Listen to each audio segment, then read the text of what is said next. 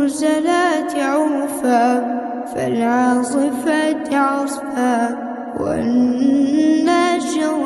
نشرا فالفارقات فرقا فالملقيات ذكرا عذرا أو نذرا إنما توعدون لواقع فإذا النجوم طمست وإذا السماء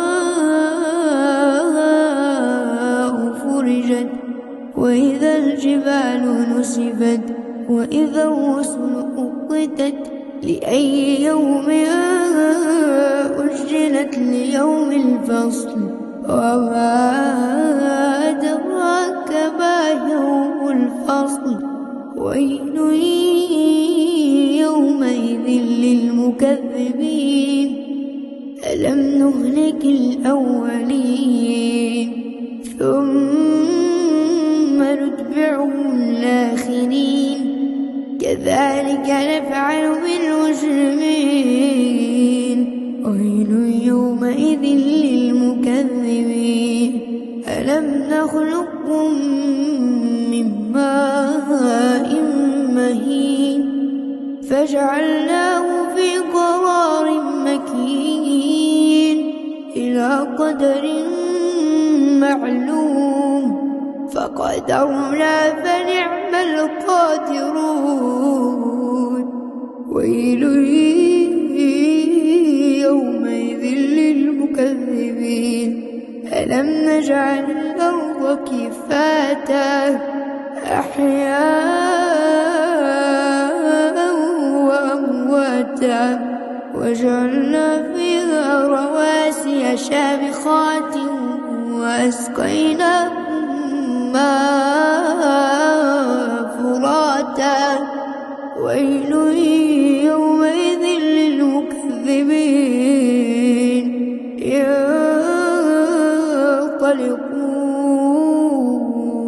انطلقوا إلى ما كنتم به تكذبون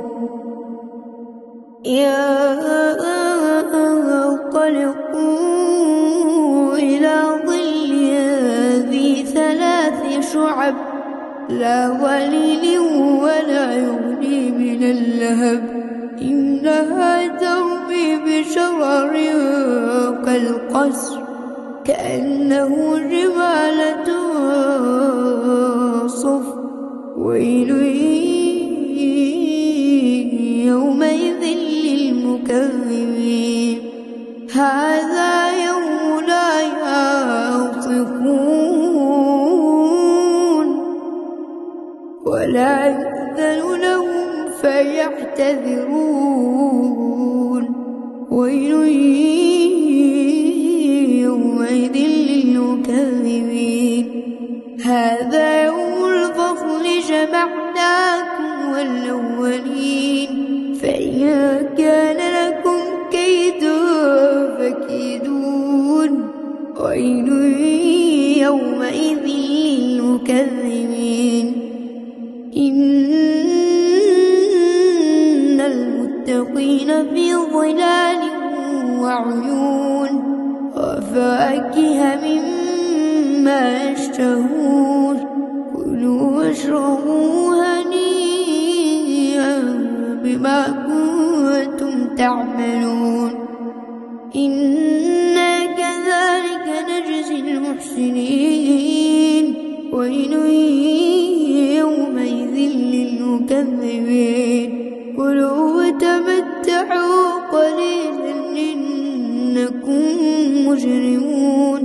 ويل يومئذ للمكذبين وإذا قيل لهم اركعوا لا يركعون ويل يومئذ للمكذبين فبأي حديث بعده يؤمنون